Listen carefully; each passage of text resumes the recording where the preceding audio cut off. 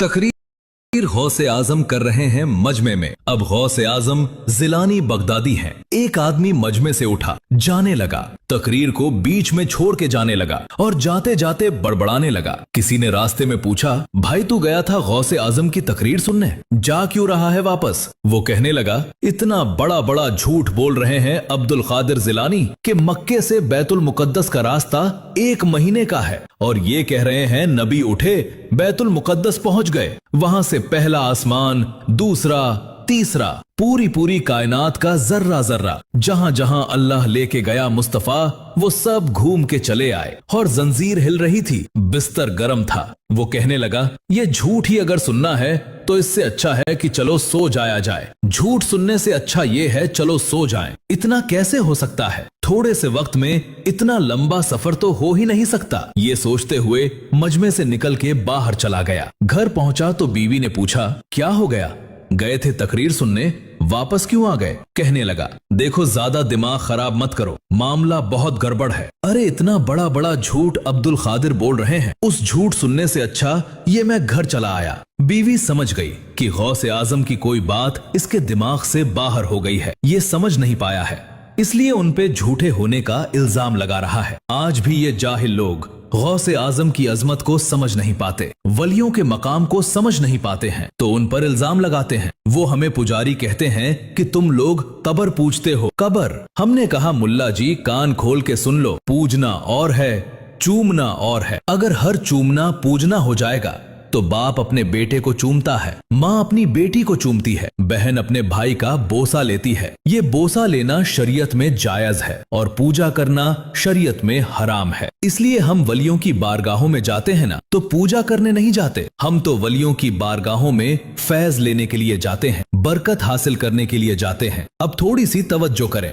बीवी कहने लगी, अच्छा एक बात बताओ, आज मौसम बड़ा सुहाना है, कुछ अच्छा पकाया जाए, कुछ अच्छा खाया जाए। शौहर कहता है, अच्छा रुको, मैं बाजार जाता हूँ, बाजार से जाके मैं मछली लेकर आता हूँ। बाजार चला गया, मछली लेकर आया, बीवी को मछली दे दिया और कहा, मछली पकाओ, तब तक मैं दरिया में गुस्ल करके आता हूँ। तवज्जो रखना, गौसे आजम से पंगा लिया है, बड़े पीर पे झूठे होने का इल्जाम लगाया है, अल्लाह के वली की बारगाह में गुस्तागी करी है, उनकी तकरीर बीच में छोड़ के उन पे झूठ बोलने का इल्जाम लगा के जा रहा है। बीवी को मछली खरीद के लाके दिया, फिर उसके बाद दरिया में चला गया है नहाने के लिए। बीवी मछली बनाने में लग गई। ये बंदा दरिया पे नहाने के लिए गया, कपड़ा उतार के दरिया के किनारे रखा और दरिया में डुबकी लगाई। खोता खाते खाते, डुबकी लगाते लगाते दरिया के उस पार निकला। उस पार निकला तो अल्लाह ने लड़का से उसको लड़की बना दिया, लड़का से लड़की बन गया। अब बहुत टेंशन, कपड़ा है उस पार, निकल आया है इस पार। अब जब अपने बदन को देख रहा है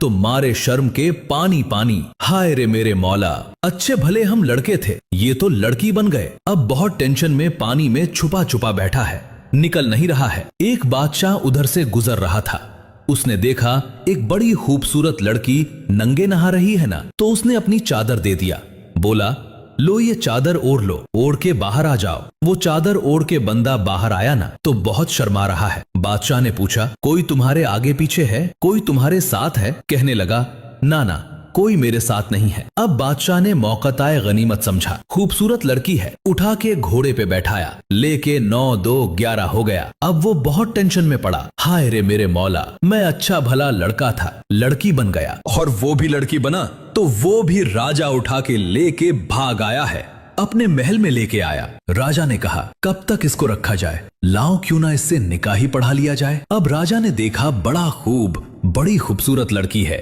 निकाह पढ़ा लिया। अब वो निकाह एक तरफ तो कह रहा, हाँ निकाह की इजाजत है, लेकिन दिल ही दिल में ख्याल आ रहा है, परवरदिगारे आलम, कभी मैंने कहा था कबूल है, आज मुझे अपने निकाह के लिए दूसरे को अपने निकाह में लाने की इजाजत देनी पड़ रही है। तकरीबन 12 साल वो बंदा राजा के निकाह में रहा और उसके 8 बच्चे पैदा हुए। 8 बच्चे, जितनी बार बच्चे पैदा होते थे, दिल ही दिल में सोच सोच के बिल्कुल मरा जा रहा है। हाय रे मेरे मौला, बड़ा गजब हो गया। पहले मेरे नुटफे से बच्चे पैदा होते थे, मेरी बीवी उसकी परवरिश करती थी, अब मुझे बच्चे पैदा करके खुद ही परवरिश करना पड़ रहा है। लेकिन तवज्जो करना, पंगा लिया था पीराने पीर से, आंखें दिखाई थे रोशन जमीर को।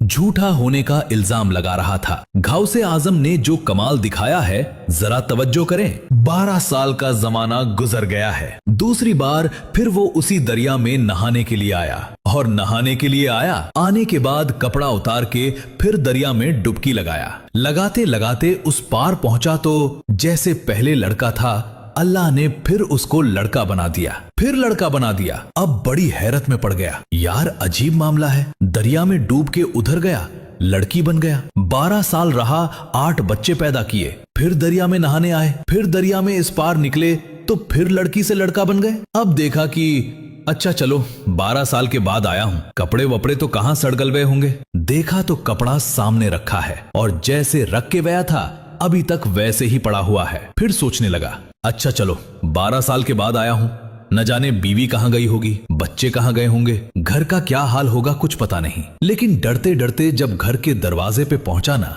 तो क्या देखा, बीवी मछली काट रही है। जो मछली दे के आया था, बीवी मछली काट रही है और उसकी छोटी बच्ची घर में झाड़ू लगा रही है, घर में झाड़ू लगा रही है। ये बंदा बीवी पे बिगड़ गया। कहा, क्या तुम्हारा दिमाग खराब है? अरे मैं 12 साल के बाद आया हूँ, अभी तक तुम मछली काट रही हो। बीवी ने डांट के कहा, चुप हो जाओ, मुझे तो लगता है कि तुम दरिया पे गए ही नहीं हो, रास्ते ही से लौट आए हो। अभी थोड़ी देर पहले तो तुम गए हो, इतनी जल्दी वापस आ गए हो। फौरन उसके दिमाग में गौसे आजम की बात आ गई, यार अल्लाह ताला जब मेरे लिए वक्त को रोक सकता है तो मेरे मुस्तफा के लिए क्यों नहीं रोक सकता है, मेरे नबी के लिए क्यों नहीं रोक सकता है। दौड़ता हुआ भाग के गया गौसे आजम की बारगाह में, हाथ जोड़ के कहता है, ओ हुजूर वाला, माफ कर दीजिए, हम तो समझ ही नहीं पाए थे, हमारी समझने की गलती थी, आपने हमें दिखा दिया है। अब जब मेरे साथ ऐसा हो सकता है तो मुस्तफा जाने रहमत के लिए भी अल्लाह ने वक्त को रोक दिया था। इसलिए ओ मेरे भाइयों, वलियों की बारगाहों से मिलता सब है, बस फर्क ये है कि मांगने का ढंग होना चाहिए, मांगने का तरीका होना चाहिए।